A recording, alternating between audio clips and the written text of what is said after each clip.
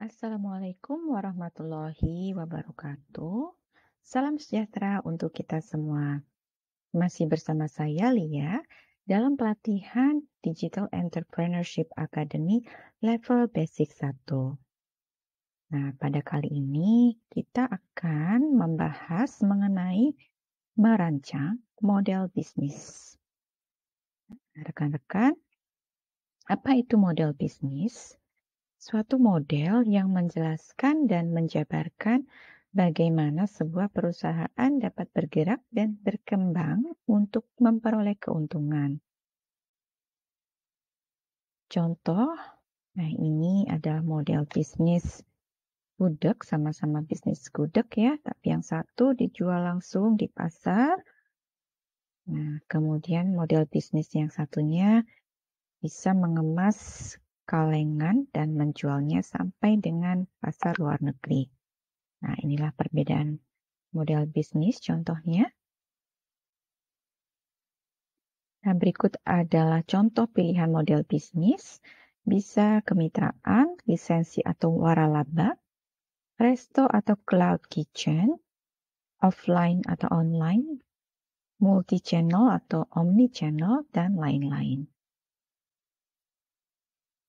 Apa itu bisnis model kanvas, rekan-rekan, dan mengapa BMC ini wajib digunakan oleh setiap pemilik bisnis? Nah, bisnis model kanvas merupakan sebuah tools bantu, sebuah alat bantu dalam strategi manajemen untuk menerjemahkan konsep, konsumen, infrastruktur, maupun keuangan perusahaan dalam bentuk elemen-elemen visual sehingga mudah dipahami. Konsep bisnis model kanvas mengandalkan gambar-gambar, ide di gambar-gambar sehingga setiap orang memiliki pemahaman yang sama dan real terhadap tipe-tipe konsumen, tipe-tipe konsumen mereka, kemudian pengeluaran biaya, kemudian cara kerja perusahaan, dan sebagainya. Nah, berikut adalah bentuk visual dari BMC. Nah, pertama adalah menentukan segmen atau target pasar, ya. Oke. Kemudian merumuskan tawaran nilai, bagaimana penyalurannya, cara mendapat dan mempertahankan pelanggan, sumber pendapatan yang dapat diperoleh, kemudian aktivitas utama, nah, sumber daya utama, mitra, dan struktur biaya. Mari kita bahas satu persatu. Nah, inilah lembar kertas kerja untuk bisnis model kanvas. Jadi rekan-rekan bisa aplikasikan untuk model bisnis masing-masing. Pertama adalah segmentasi pasar. Ini ya. Segmentasi pasar ini menyasar tingkat ekonomi apa contohnya? Menengah, atas, kemudian gender, nah dikhususkan untuk pria, wanita, atau keduanya. Bisa umur, rentang umur konsumen, nah, bisa komunitas apa saja yang disasar, wilayah tempat tinggal misalnya, dan sebagainya. Berikutnya adalah keunggulan tawaran ya, keunggulan produk atau jasa. Jadi, produk atau jasa harus menjawab keinginan dan kebutuhan konsumen. Masalah apa yang bisa kita selesaikan melalui produk dan layanan yang ditawarkan. Berikutnya adalah channel. Nah, channel ini cara yang kita gunakan untuk memberikan keunggulan atau nilai value proposition kita ke konsumen. Channel ini bisa juga disebut bagaimana cara kita menyampaikan produk ke konsumen. Berikutnya adalah hubungan pelanggan, yaitu cara kita untuk mendapatkan, menambah jumlah konsumen, untuk mempertahankan agar konsumen terus setia dengan kita. Nah, wadah untuk terus berhubungan dan semakin mempererat hubungan dengan konsumen.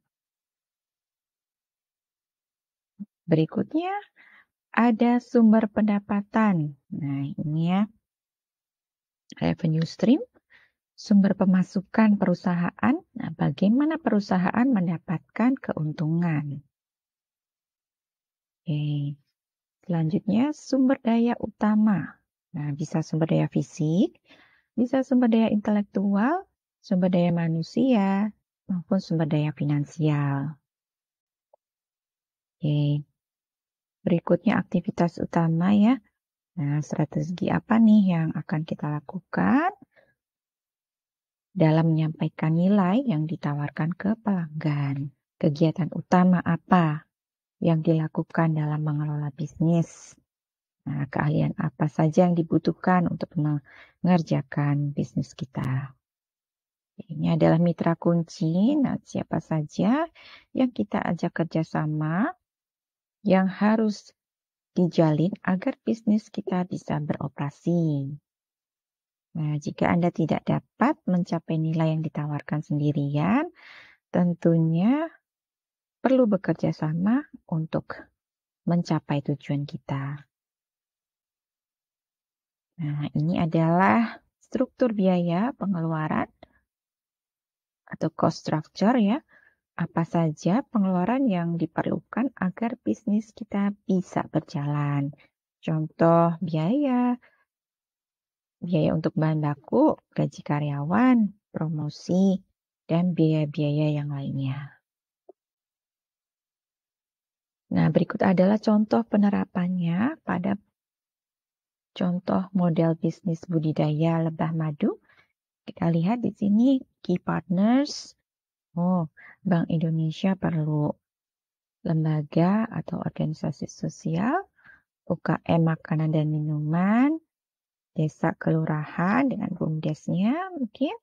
Nah, dengan pengantar produk kita, ojek, dengan Pemda atau dinas setempat, kementerian, perguruan tinggi misalnya.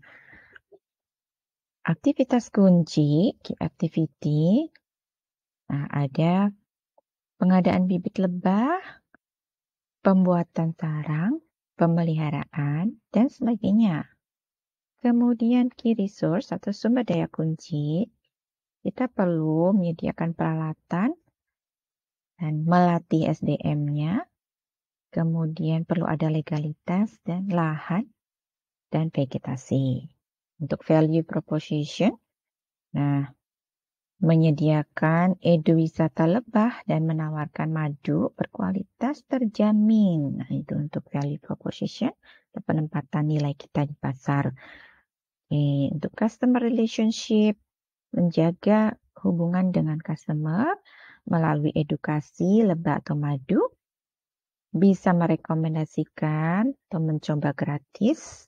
Nah, bisa menjaga hubungan melalui media sosial. Channels, bagaimana untuk memasarkan produk kita. Nah, lokasi produk, ini ya, lokasi pondok ya. Nah, perlu dipikirkan. Kemudian melalui sekretariat yayasan. Nah, channelnya juga bisa melalui reseller atau pengepul. Kemudian platform online. Customer segment. Nah, customer kita dibidik untuk siapa saja. Ini untuk santri dan wali santri, warga sekitar pondok, UKM makanan dan minuman, instansi atau dinas tempat. Nah, cost structure, pengeluaran. Nah, kita perlu menyediakan alokasi untuk investasi awal, kemudian biaya-biaya yang lainnya. Kemudian untuk revenue stream, nah sumber pendapatan, nah, penyajian, kemudian sewa tempat. Nah, untuk wisata juga bisa mendatangkan keuntungan. Salah satu contoh penerapan pada bisnis budidaya lebah madu. Cukup mudah bukan? Silakan rekan-rekan mencoba untuk menerapkannya pada bisnis model masing-masing.